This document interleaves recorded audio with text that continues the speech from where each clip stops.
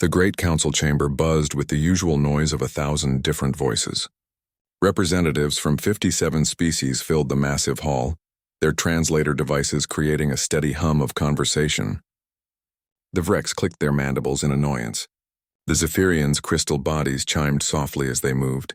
The gas-dwelling Nethans floated in their containment suits, speaking in low rumbles. Kang Day stood at the human delegation's table, straightening his simple blue uniform. He was a tall man with graying hair and calm eyes that had seen many years of diplomatic work. The other humans at his table looked nervous. They kept glancing at their data tablets and whispering to each other. High Advisor Thekmol of the Vrex tapped his claws on his desk. The insect-like alien was getting impatient. "When will the humans present their trade proposal?" he asked loudly. "We have been waiting for an hour." Kang Day looked up from his notes. He walked slowly to the speaking platform in the center of the chamber. The noise died down as delegates noticed the human ambassador approaching the podium. This was unusual. Humans rarely spoke first in council sessions. They usually waited, listened, and then offered careful suggestions. "Honored delegates," Kang Day began, his voice carrying clearly through the chamber's speakers. "I stand before you today not to discuss trade agreements or territory disputes. I come with a different message." Chairman Veltar, a tall purple alien with 4 arms, leaned forward in his elevated seat. "Proceed, Ambassador." Kang Day placed his hands on the podium. "The United Human Government has decided to withdraw from galactic affairs. Effective immediately, humanity will cease all participation in council activities." The chamber erupted in shocked voices. The Vrex delegation started clicking loudly. Several Zephyrian representatives chimed in alarm. The Nethans' containment suits rumbled with agitated gas clouds. "Order! Order!" Chairman Veltar shouted, banging his ceremonial staff. "Let the humans speak." The noise slowly died down. Kang Day waited patiently, his expression unchanged. When silence returned, he continued. "This is not a protest or a negotiation tactic. We are not angry or upset with any of you. We simply believe it is time for humanity to step back and allow the Council to operate without our involvement." Thekmol stood up, his wings buzzing angrily. "You cannot simply leave. There are contracts, trade agreements, military partnerships. All contracts will be honored until their natural expiration," Kang Day replied calmly. "No existing agreements will be broken. We will simply not renew them or enter into new ones." A small Zephyrian named Crystal Singer Nethkor spoke up, her voice like wind chimes. "But why? Have we offended humanity in some way?" For the first time, Kang Day smiled slightly. "Not at all. You have done nothing wrong. We believe the galaxy will be better served by allowing other species to take full leadership roles. Humanity has perhaps been too involved in galactic affairs." In the back of the chamber, Yu Min sat at her data station, monitoring the information networks that connected the galaxy. As the head information coordinator, she managed the flow of news, trade data, and communications between star systems. Her screen showed something that made her frown. Human colonies across the galaxy were going quiet, not all at once but in a careful pattern. Communication arrays were shutting down. Trade stations were closing. It was happening so smoothly that most people hadn't noticed yet. Dr. Lee Hanna, humanity's chief science representative, stood up from her seat near the platform. She was a small woman with short black hair and serious eyes. "I want to add something to Ambassador Kang's statement." Chairman Veltar nodded. "The floor recognizes Dr. Lee. Many of you see humanity as junior partners in galactic civilization," she said, her voice steady. "You think we joined your community as newcomers who needed guidance. You've forgotten what we were before we became part of the council." She paused, looking around the chamber. "Perhaps it's time you remembered." The alien delegates looked confused. The Vrex whispered among themselves. The Nethans' gas clouds swirled faster in their suits. "What does she mean?" asked a delegate from the Corvin Republic. Lee Hanna didn't answer. She simply returned to her seat and began packing her files into a small bag. Kang Day spoke again. "Human ships will begin departing council space within the next few days. Our colonies will be evacuated. Our trade routes will be closed. Our military units will return to human space. But the Ravager incursions," shouted War Chief Gixton of the militant clans. "Human forces are leading the defense at the galactic rim. Commander Park Jun has been ordered to withdraw all human forces from joint operations," Kang Day replied. The defense of the galaxy will now rest entirely in your capable hands. The chamber filled with worried voices. The Ravagers were mechanical beings from outside the galaxy who had been attacking frontier systems for months. Human military leaders had been crucial in organizing the defense. Yumin's screen showed more concerning data. Human-operated shipping lanes were closing down.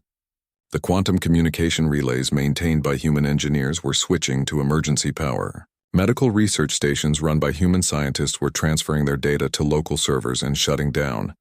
"This is madness," Thekamal buzzed. "You cannot abandon your responsibilities." Kangday's expression remained calm. "We are not abandoning anything.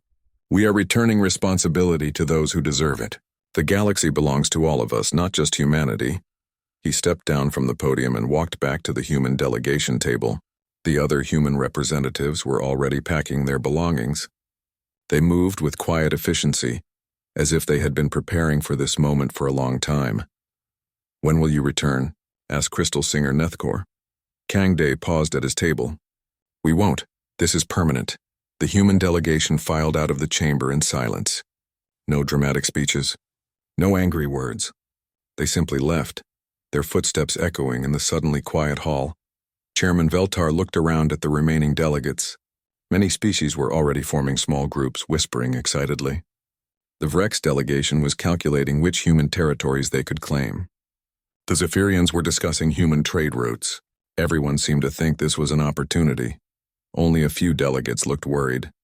They understood that humanity had been involved in many important projects. Without human help, some things might become difficult. But most of the council saw this as a chance for advancement. They had always felt that humans took too many leadership roles. Now they could prove they didn't need human guidance. Outside the council building, the last human shuttle lifted off from the landing pad. Through the chamber's windows, delegates could see it rising into the sky, joining a small fleet of human ships waiting in orbit. Within an hour, the human ships were gone. Their engine signatures faded from the sensors. The communication channels they had been using went silent. The galaxy continued spinning. Trade continued flowing. Ships moved between stars. Everything seemed normal. But Yumin noticed something in her data streams. Small gaps were appearing. Information that used to flow smoothly was starting to stutter. Communication links that had worked perfectly for decades were showing minor errors. She frowned at her screens. These were small problems, tiny glitches that most people wouldn't even notice, but they were spreading. The council session ended with delegates excitedly discussing how to divide human responsibilities among themselves. They made plans and formed committees. Everyone was confident they could handle whatever the humans had been doing. None of them realized they had just watched the beginning of the end of galactic civilization. 3 months had passed since the humans left. Chairman Veltar sat in his office looking at reports that made his 4 stomachs feel sick. The papers on his desk told a story he didn't want to believe. The first major crisis had started at the Galactic Rim. Commander Park Jun had been leading the joint forces against the Ravager incursions. The Ravagers were machines that came from the dark space between galaxies. They didn't talk or negotiate. They just destroyed everything in their path. Park Jun had been brilliant at predicting where the Ravagers would attack next. His strategies had kept them contained in a small section of the outer rim. But when he withdrew his human forces, everything changed. War Chief Gixthan of the militant clans had taken over the defense. He was brave and strong, but he wasn't Park Jun. Within 2 weeks, the Ravagers broke through the defense lines. They poured into 3 star systems and destroyed everything they found. Gixthan sent desperate messages to the council. "We need help. The metal demons are everywhere. They move like Park Jun said they would, but we cannot stop them." More bad news came from the communication networks. Engineer Kim Soo had designed the quantum relay systems that let people talk across the galaxy instantly. He had made them so efficient that everyone took them for granted. Now they were failing. The relays needed constant maintenance and upgrades that only Kim Soo and his team had understood. Local engineers tried to fix them, but they didn't know how the systems really worked. One by one, the relays started breaking down. Entire sectors lost contact with the rest of the galaxy. Ships got lost because they couldn't get navigation updates. Trade agreements fell apart because people couldn't talk to each other. Yumin worked day and night trying to keep the information networks running. Her screen showed red warning signals across the galaxy. She had taken over some of Kim Su's work, but she was just one person trying to do the job of 100 human engineers. The Zephyrian colonies can't reach their home world, she reported to Chairman Veltar. The Corvan Republic has lost contact with half their trade partners. The communication blackouts are spreading faster than we can fix them. But the worst crisis was medical. Dr. Choi Young had been working on cures for the Crimson Plague. This disease affected 17 different species. It made people very sick and could kill them if not treated quickly. Dr. Choi Young and her research team had been close to finding a cure. They had been working in human medical facilities with equipment that no one else knew how to use. When the humans left, they took all their research with them. The plague started spreading again. It hit the Vrex colonies first. Thekmol sent angry messages to the council demanding help. "Where is the cure? The humans promised they would solve this." But there was no cure. The research was gone. The special medical equipment had been shut down. Doctors from other species tried to restart the work, but they were starting from nothing. Planet after planet sent out quarantine warnings. Ships refused to dock at infected stations. Trade routes that had been busy for centuries became empty space highways. The economic problems were just as bad. Captain Xin Wu had managed the largest shipping company in the galaxy. His merchant fleet had handled almost half of all trade between star systems. When his ships disappeared, the entire galactic economy started to collapse. Prices for basic goods shot up. Planets that depended on imported food started running out of supplies. Manufacturing worlds couldn't get the raw materials they needed. The smooth flow of trade that had connected the galaxy for thousands of years suddenly stopped working. Chairman Veltar called an emergency council session. The great chamber that had been full of confident delegates 3 months ago now looked half empty. Many species had recalled their representatives to deal with crises at home. "We need solutions," Veltar announced to the remaining delegates. "The galaxy is falling apart." Thekmol's mandibles clicked angrily. "This is the humans' fault. They broke everything when they left." "But they didn't break anything," protested Crystal Singer Nethkor. "They just stopped fixing things." The truth of her words hung in the air like a heavy weight. The humans hadn't sabotaged anything. They had simply stopped doing jobs that everyone else had taken for granted. War Chief Gixthan stood up, his scales showing the stress patterns that meant he was deeply worried. "My scouts report that the Ravagers have taken 7 systems now. Without Park June's strategies, we cannot predict their movements. They attack where we are weakest, always one step ahead of our defenses." "How did he know where they would attack?" asked a Corvan delegate. Gixthan shook his head. His reports always said he was using standard tactical analysis. But none of our war leaders can match his predictions. It was like he could see the future. Engineer Talmor of the Zephyrians had taken over some of Kim Su's communication work. He stood up, his crystal body dim with exhaustion. "I have spent 3 months studying human communication technology. I understand perhaps 10% of what they built." "What do you mean?" Veltar asked. "Their quantum relays are not just communication devices. They are monitoring the entire galaxy. They track every ship movement, every energy signature, every quantum fluctuation. The amount of data they processed is impossible. No single species could handle it all." The delegates looked at each other with growing concern. How had the humans been managing so much information? Dr. Wexhan of the Medical Council had the worst news. "The Crimson Plague research is completely beyond our understanding." Dr. Choi Young was not just studying the disease. She was studying the genetic patterns of 17 different species at the same time. Her computer models were predicting how the plague would evolve years in advance. "Is there any way to contact the humans?" asked Crystal Singer Nethkor. "Perhaps they would share their research?" Chairman Veltar shook his head sadly. "We have tried. All human communication channels are closed. Their space is blocked to our ships. They will not answer our messages." The meeting continued for hours, but no real solutions emerged.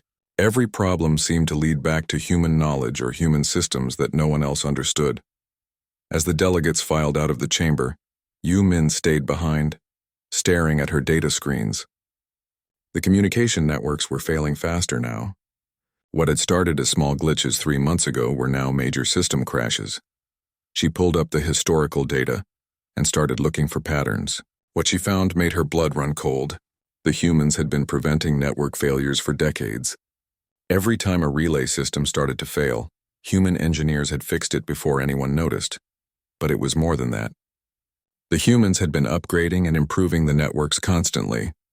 They had been adding new features, increasing capacity, and making everything more efficient. The other species had thought the networks were naturally getting better. They hadn't realized that humans were making it happen. Yu-Min expanded her search to other systems.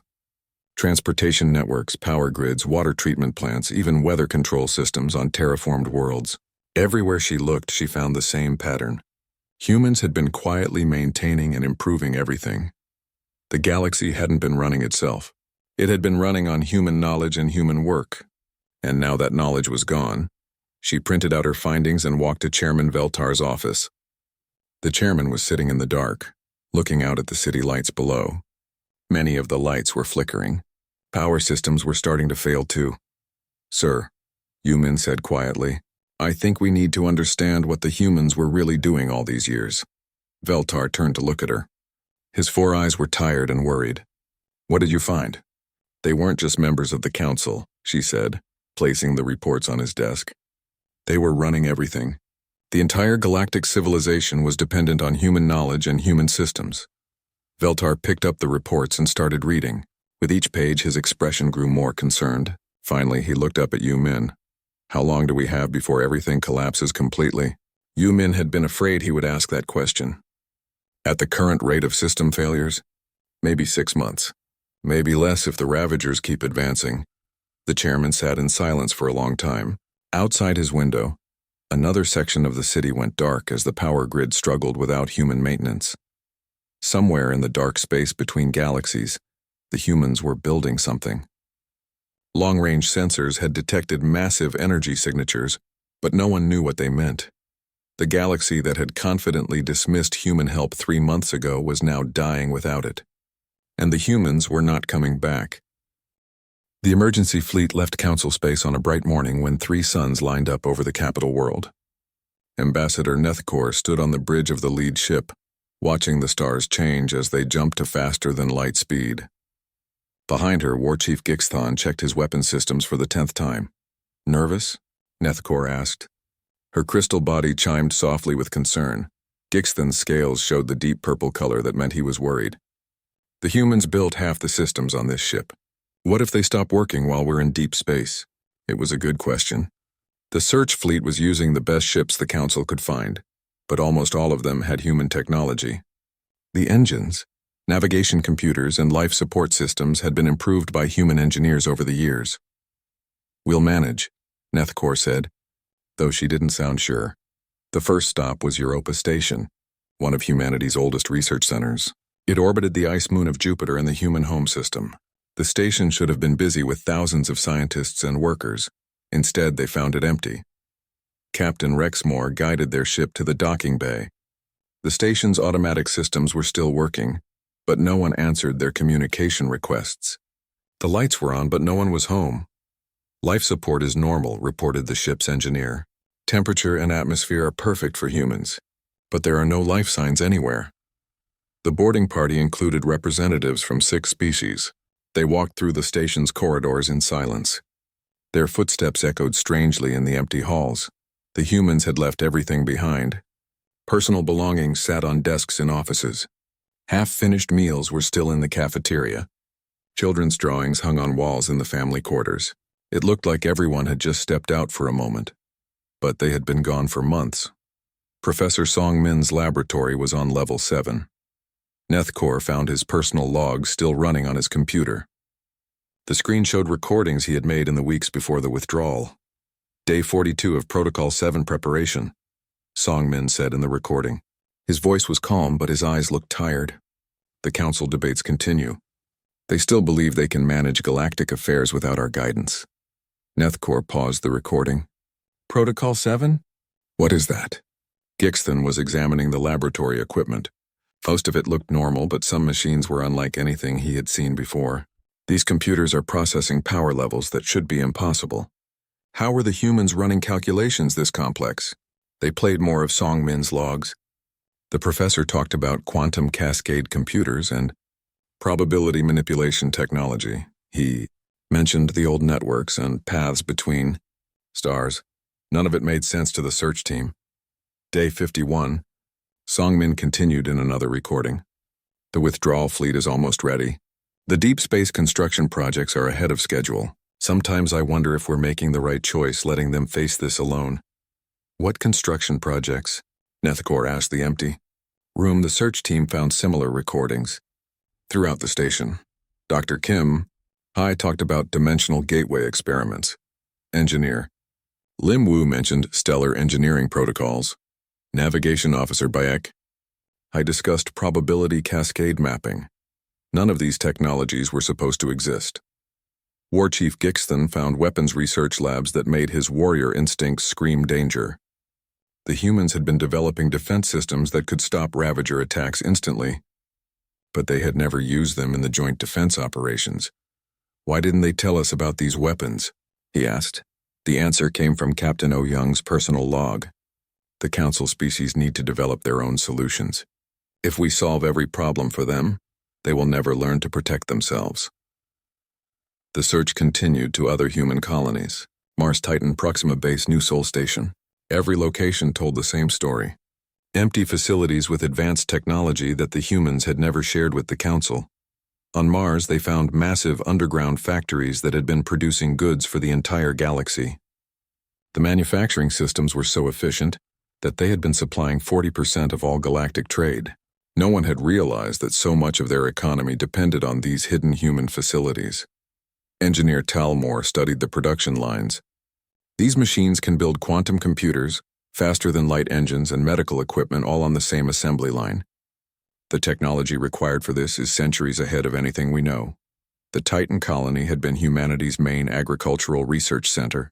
They found experimental farms that could grow food for any species in the galaxy, climate control systems that could terraform planets in years instead of centuries, genetic research that could eliminate diseases before they evolved. Dr. Wexhan walked through the empty laboratories, reading research notes that Dr. Choi Young had left behind. She wasn't just studying the Crimson Plague. She was tracking genetic patterns across all known diseases. Her models predicted plague outbreaks 50 years in advance. But the most disturbing discovery came from Proxima Base, humanity's main communication hub. The quantum relay network that connected the galaxy wasn't just for communication, it was monitoring everything. Yu Min studied the central computer system with growing amazement and fear. This network was tracking every ship in the galaxy. Every energy signature, every quantum fluctuation. The humans knew where everyone was at all times. That's impossible, protested Captain Rexmore. No one has that much computing power. But the evidence was right in front of them. The humans had built a surveillance network that covered the entire galaxy. They had been watching everything, predicting everything, managing everything from behind the scenes. Navigation Officer Baek Hai's personal files were the most shocking. Her probability cascade mapping wasn't just navigation technology, it was predicting the future. She was calculating the probability paths of every major decision in galactic politics. Nethkor read from the files. Trade negotiations, military conflicts, diplomatic meetings. She could predict the outcomes of council sessions before they happened. The search team realized that humanity hadn't just been members of the council. They had been controlling it. Every major decision, every successful negotiation, every avoided conflict had been guided by human predictions and human influence. Meanwhile, the galaxy continued to fall apart. Reports came in daily of new disasters. The Ravagers had taken 12 star systems. The communication blackouts covered half of Council space. The Crimson Plague was spreading to species that had never been infected before. War Chief Gixton received a desperate message from his homeworld. The metal demons attack our outer colonies. They move in patterns that make no sense. Our fleets arrive to find empty space. The enemies are always somewhere else. But Park Jun's tactical files on Proxima Base explained everything. The Ravagers weren't moving randomly. They were following invasion patterns that humans had studied for decades. Park Jun had been using this knowledge to predict their attacks and stop them. Without his predictions, the galaxy's defenders were always one step behind. The search fleet made one last discovery that changed everything. In the deep archives of Luna Base, they found historical records that the Council had never seen. Ambassador Nethkor read through files that went back thousands of years. Her crystal body grew dim with shock as she realized what she was reading. "Call Chairman Veltar," she told her communication officer. "He needs to see this immediately." The files told a story that would shatter everything the Council believed about galactic history. A story about who had really built their civilization. About who had really been in charge all along. The humans hadn't joined galactic society as newcomers. They had created it. And now they were gone, leaving behind a galaxy that had forgotten how to survive without them. The empty human colonies stood like monuments to a civilization that had been more dependent on human help than they had ever realized. In the distance, long-range sensors detected massive energy signatures from the space between galaxies. The humans were building something enormous out there in the dark, something that would change the balance of power in the universe forever. But first, the galaxy would have to survive long enough to see what humanity was planning next. The search fleet turned toward home, carrying news that would destroy the Council's understanding of their place in the universe. They had found the humans' empty colonies, but they had also found the truth about who had really been running galactic civilization all along. The truth that would make some species beg for humanity's return, and make others fear what might happen if the humans ever decided to come back. The council chamber had never been so quiet. Ambassador Nethkor stood at the speaking platform, holding a data crystal that contained the most dangerous information in galactic history. Around her, delegates from 37 species waited to hear what the search team had discovered. Many chairs were empty. 15 species had recalled their ambassadors to deal with crises at home. The Ravagers now controlled 20 star systems. The communication blackouts covered 60% of council space. Entire civilizations were losing contact with the galaxy. Chairman Veltar looked older than his 800 years. His forearm shook slightly as he gestured for Nethkor to begin. "What we found changes everything," Nethkor said, her crystal body chiming with nervous energy. The human colonies were empty, but they left behind records. Records that tell the true history of galactic civilization. She inserted the data crystal into the chamber's main display system. Holographic images filled the space above the delegates' heads. Images of battles fought long before any of them were born. 12,000 years ago, Nethkor began, our galaxy was dying. The first image showed burning worlds, species fighting species in wars that destroyed entire star systems. The Zephyrian's crystal homeworld was cracked and bleeding light. The Vrek swarms had consumed 3 sectors before being stopped by desperate alliances. The Nethan's gas clouds had been poisoned by biological weapons. The war lasted for centuries, Nethkor continued. Every major species was involved. Planets were destroyed. Whole civilizations went extinct. The galaxy was heading toward total collapse. War Chief Gixthan leaned forward in his seat. But the histories say this was the time of great peace, when the first council was formed. The histories lie, Nethkor said simply, or rather they tell only part of the truth. The next image showed human ships appearing in the burning galaxy. But these weren't the small, efficient vessels that the council knew. These were massive warships that dwarfed anything the modern galaxy could build. Humanity arrived when the galaxy was weeks away from total destruction. They had been watching from outside our spiral arm, waiting to see if we could solve our problems ourselves. When it became clear we couldn't, they intervened. The images showed human fleets stopping battles that had raged for decades, weapons that could disable entire armadas without destroying them, technology that could heal poisoned worlds in days instead of centuries. The humans ended the war in 6 months, Nethkor said. They had technology so advanced that resistance was pointless. They could have conquered the galaxy easily. Instead, they did something else. Dr. Wexhan spoke up from her seat. What did they do? The holographic display changed to show humans working alongside other species, building new cities, designing new technologies, teaching and learning together. They rebuilt galactic civilization from scratch, but they did it carefully. They made it look like a joint effort between all species. They let everyone believe that the council was a partnership of equals. Thekmol's mandibles clicked angrily. You're saying we've been living a lie? Not a lie, Nethkor corrected. A carefully managed truth. The humans wanted to create a stable galactic society, but they knew that if other species felt conquered or controlled, the peace wouldn't last. The display showed the early council sessions from thousands of years ago, humans sitting quietly in the back offering suggestions instead of giving orders. Other species making decisions while human advisors whispered guidance. They positioned themselves as junior partners, Nethkor explained. New arrivals who were grateful to join galactic civilization. They let everyone else take credit for rebuilding the galaxy. Engineer Talmor stood up, his crystal body bright with realization. The technology gaps. All these years we thought human engineering was impressive but not extraordinary. But we were comparing it to technology they had secretly given us in the first place. Exactly, Nethkor said. Faster than light travel, quantum communication, medical technology that could heal any species. The humans had invented it all, but they introduced it gradually, making it seem like natural technological progress. The holographic display showed the hidden history of galactic development. Every major breakthrough, every avoided conflict, every solved crisis. Humans had been behind all of it, working from the shadows to guide galactic civilization. Chairman Veltar found his voice. For 12,000 years? For 12,000 years, Nethkor confirmed. They've been the invisible government of the galaxy, managing crises before they became disasters, preventing wars through careful manipulation of information, advancing technology through coincidental discoveries. War Chief Gixthan's scales showed the deep red color of rage. They manipulated us, controlled us, made us into puppets. Did they?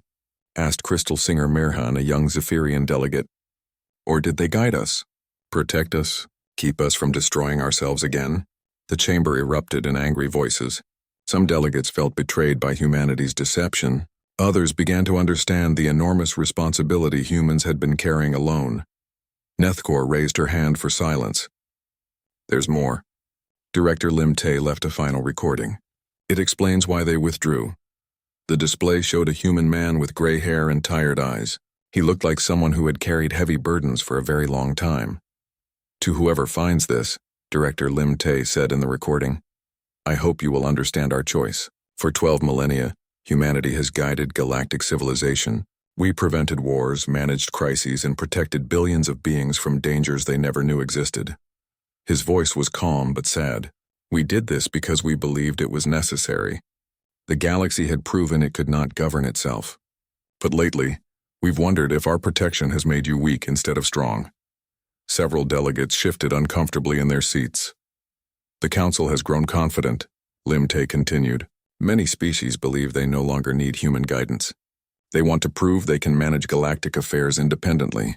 We've decided to let them try. The recording paused as Lim Tay looked directly at the camera. This withdrawal is not punishment.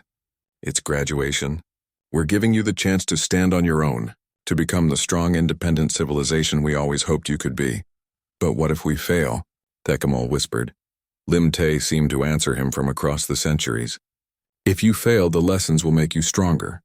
If you succeed, you'll have earned the right to true independence. Either way, the choice is yours. The recording ended with a final message that made the chamber fall completely silent. We've moved beyond the galactic rim to begin a new phase of human development. We're building something that will take us to other galaxies, other challenges, but we'll be watching.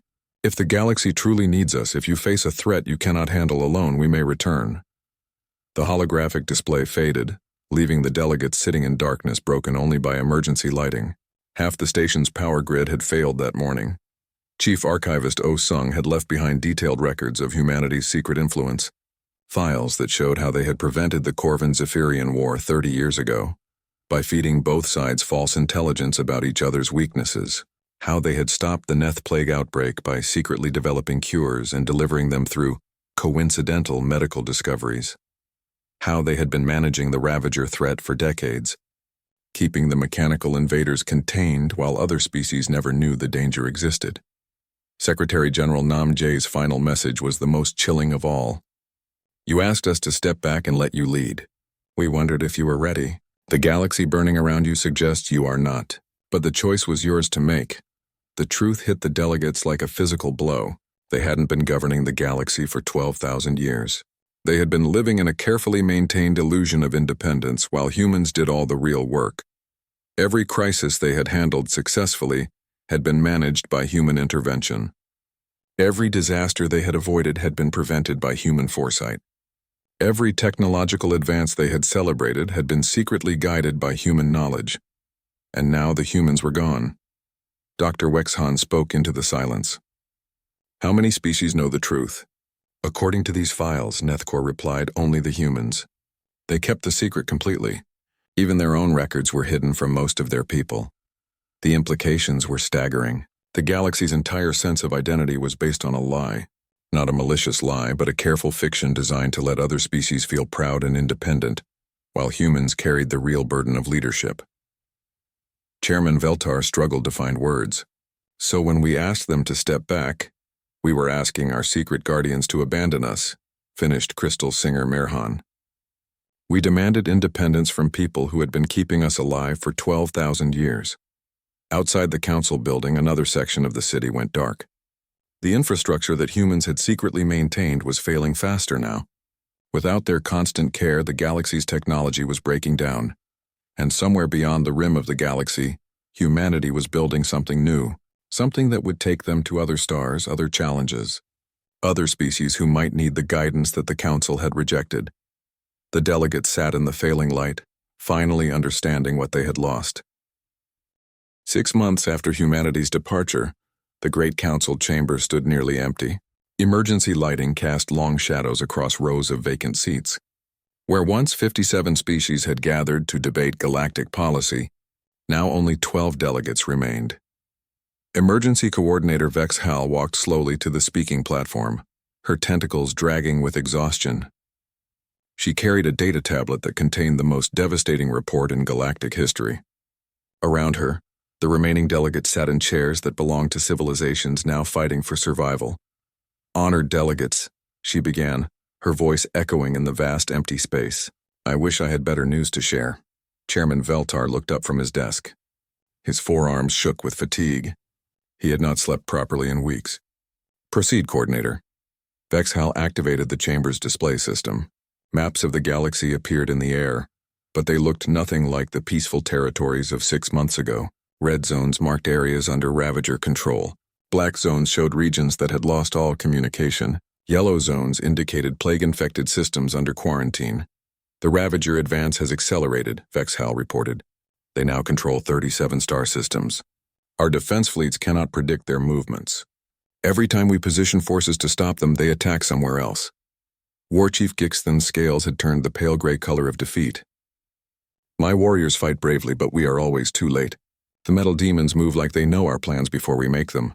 Because they do, said Dr. Wexhan quietly. Commander Park June's files showed that humans had been studying Ravager patterns for decades. Without his knowledge, we're fighting blind. The medical crisis had become even worse. The Crimson Plague had mutated into 3 different strains. Without Dr. Choi Young's research, no one understood how to stop the changes. Entire species were abandoning their homeworlds to escape infection. 14 planets are now completely quarantined, Vex Hal continued. The Vrex Republic has lost contact with half their colonies. The Zephyrian crystal gardens are going dark as their people flee to isolated systems. Thecamol, the last Vrex representative still attending council sessions, clicked his mandibles weakly. My people blame the council for our suffering. They say we should never have let the humans leave. The communication networks had collapsed across huge sections of the galaxy. Engineer Talmor had tried to maintain Kim Su's quantum relay systems, but the technology was too complex. One by one, the relays failed beyond repair. 68% of the galaxy is now in communication blackout, Vex Hal reported. Ships are getting lost because they can't receive navigation updates. Trade has stopped completely in the outer sectors. The economic collapse was total. Without Captain Shinwu's shipping networks, goods couldn't move between systems. Manufacturing worlds couldn't get raw materials. Agricultural planets couldn't export food. Millions of beings were starving while warehouses full of supplies sat unreachable. The galactic economy has essentially stopped functioning, Vex Hal said. Local systems are reverting to basic survival mode. Crystal Singer Merhan spoke up from her seat near the back. How many species have withdrawn from the council entirely? Vex Hal checked her tablet. 41. Most recalled their representatives to focus on protecting their homeworlds. 8 species have gone completely silent. We don't know if they're still fighting or if they've been consumed by the crisis. The chamber fell silent except for the hum of failing life support systems. Even the council building itself was breaking down without human maintenance. Power failures happened daily. Water recycling systems needed constant repairs that no one knew how to perform properly. Chairman Veltar stood up slowly. His four eyes were dim with despair. What you're telling us is that galactic civilization is ending. Yes, Vexhall said simply. At the current rate of collapse, we estimate complete breakdown within 2 months. Maybe less. Some delegates had refused to accept the truth. Chancellor Morden of the Corvin Republic had spent months insisting that other species could replace human knowledge. But even he looked defeated now. I was wrong, he admitted. We cannot do what the humans did. We don't have their knowledge, their technology, or their experience. Without them, we're just children playing with tools we don't understand. The hardest truth was that some species were giving up entirely. The peaceful Selenians had retreated to their underground cities and sealed the entrances. They planned to wait out the collapse and hope that something would be left to rebuild afterward.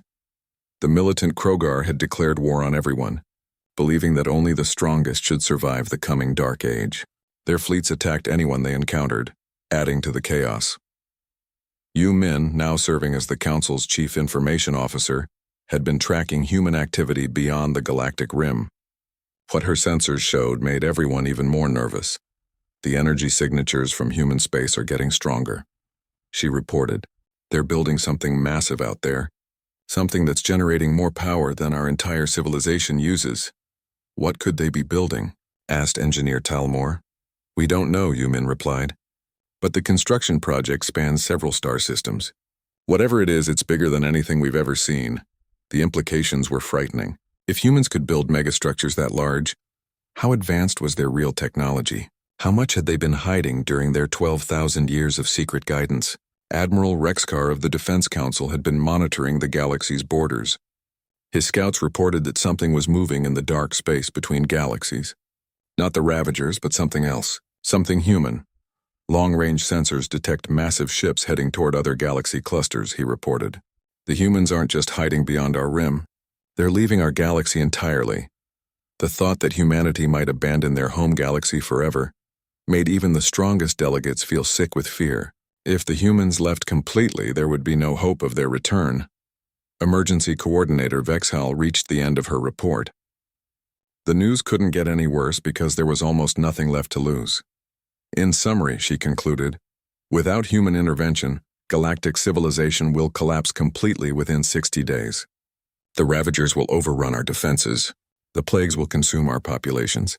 The infrastructure will fail beyond repair. This is not a crisis we can survive. The silence that followed lasted for nearly an hour. Delegates stared at their desks, unwilling to look at each other. Outside the chamber's windows, another section of the capital city went dark as the power grid failed. Finally, crystal singer Mirhan stood up. She was young for a Zephyrian, barely 300 years old, but her voice carried the wisdom of her crystal ancestors. We need to ask for their help, she said quietly.